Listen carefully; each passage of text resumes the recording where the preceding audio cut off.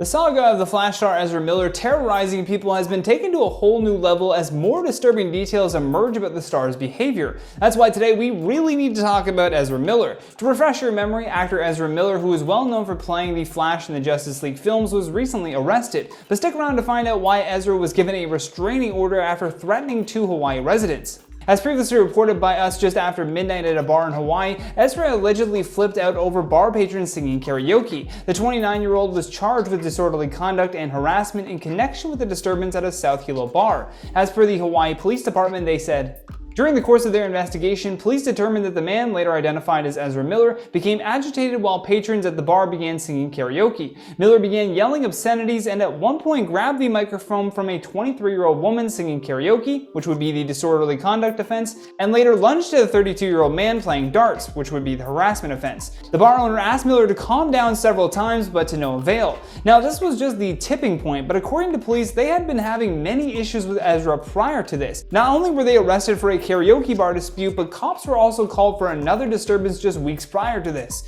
In a video shot earlier this month, you can see Ezra being denied entry at a bar with a female employee actually physically preventing Ezra from going inside the Chinatown area bar. According to a witness, the confrontation took place after Ezra was kicked out of a different bar across the street.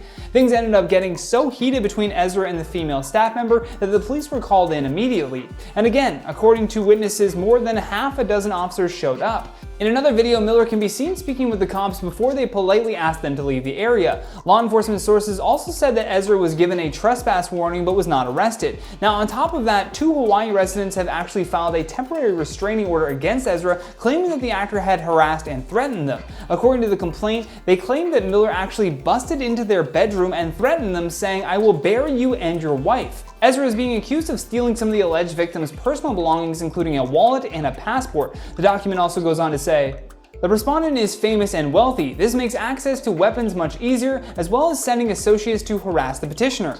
And the actor had apparently been staying at the couple's hostel while in Hawaii and has been the source of 10 police calls since arriving in Hilo on March 7th. Hawaii Police Assistant Chief on the Big Island said that there has been many incidents of Ezra filming people at a gas station, refusing to leave the sidewalk area of a restaurant, and even arguing with people. Hours after being arrested and then released on $500 bail, police had to escort Miller off of the Hilo property where they were staying after a resident called the police asking for advice about removing two house guests from his property.